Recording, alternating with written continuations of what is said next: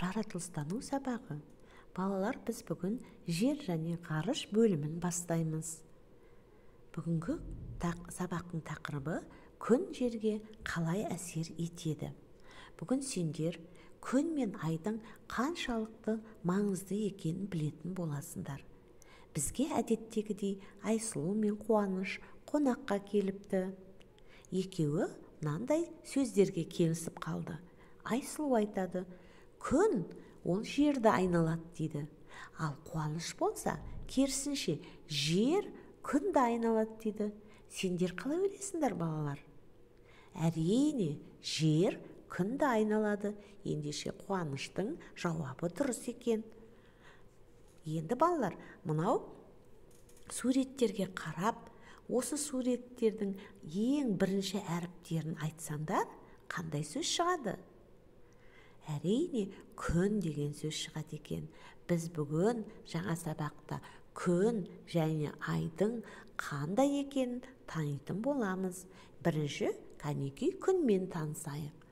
Балалар, күн болмаса жерде тіршілік болмас еді. Күн сәулесі өсімдіктерге өте қатты әсер етеді. Өсімдікке жылу керек, жарық керек. Осының барлығын беретін күн.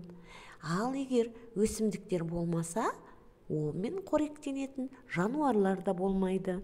Жануарлар болмағаннан кейін біз қоректенетін не өсімдік, не жануар болмайды. Сөйтіп өмір сүре алмас едік. Сонымен қатар балалар, күннің сәулесі жерге жылуын береді, жарығын береді. Ал егер күн болмаса, біздің жер мұзға айналып, анау басқа планеталар сияқты тіршілік болмай қалар еді. Сондықтан да күн ол жылу беретін отты шар. Және ол ең үлкен жарық жұлдыз екен. Енді балалар, мынаны болжап көріңдер. Егер жер күнге жақын орналасса, онда не болар еді? Әрине, жердің бетін бәрін күйдіріп жіберер еді. Өйткені күн үлкен от қой. Ал жер күннен алысқа орналасса, онда керісінше жердің беті мұзға айналып қатып қалар еді. Ал күн сөніп қалса ше? Әрине, онда жерде тіршілік болмайды. Қап-қараңғы, мұздай жерде өмір сүру мүмкін болмас еді. Ендеше балалар, күн өте бізге қажетті ғалам шар екен. Күндіз күн жерге жарық түсіреді, оны жылытады. Ал кешке қарай ол ешқайда кетпейді. Жердің айналған кезде көкжиектің арғы жағында жасырынып қалып қояды.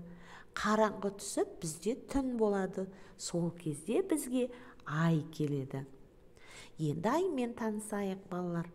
Ай ол түнгі аспандағы ең жарық дене.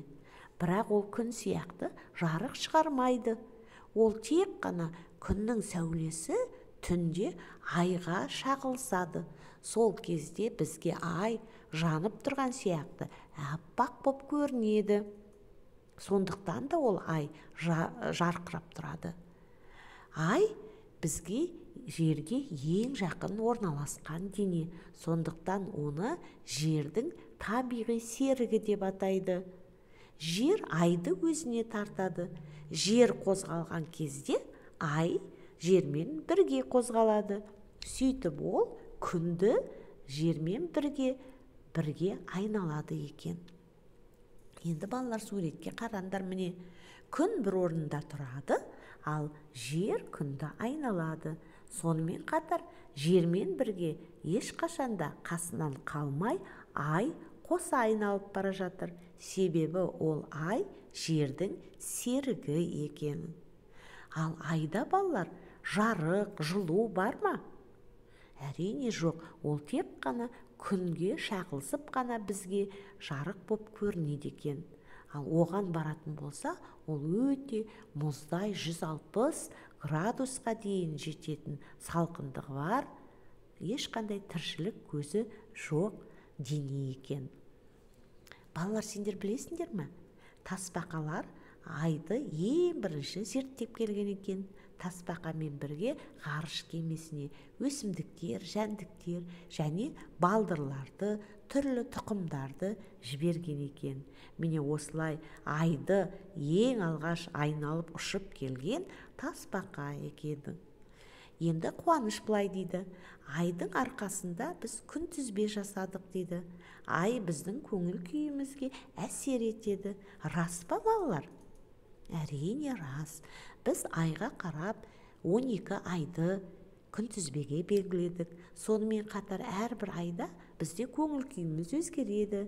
Мысалы, көктем айлары келгенде біздің көңіл күйіміз жарқырайды. Қыс айларында немесе туған күнің болған кезде бізге жақсы көңіл күйлер сыйлайды екен. Ендеше біз бүгін Қуанышпен жақсы келісеміз. Балалар, айдың бетінде тыртықтар жатады, шұңқырлар жатады. Ондай дөңгелек әр жерден берілген шұңқырларды кратерлер деп атайды екен. Мінекей балалар, осы сөзді естеріңе сақтап алыңдар. Енді кратерлер қайдан пайда болады?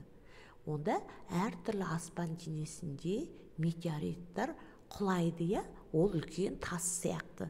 Міне солар айдың бетіне құлаған кезде айдың үстінде кратерлер пайда болады екен. Енді сендер өздерің үйде осындай практика жүзінде тәжірибе жасап көріңдер. Тостағанға ұнды сеп, оған кішкентай тастарды лақтырып көр. Сол кезде сол ұнның бетінде іздер қалады. Міне осылайша айдағы кратерлердің қалай пайда болғанына көз жеткізесің. Үйге тапсырма 63-65 беттерді түсініп оқы және мынау сұрақтарға жауап бер. Жаңа ай және толған айды қалай ажыратуға болады? Ғаламшарымыз үшін күн қаншалықты маңызды? Ай дегеніміз не? Міне балалар, осы сұрақтарға жауап беріп, толық дайындалып келіңдер. Сендерге сәттілік, сау болыңдар.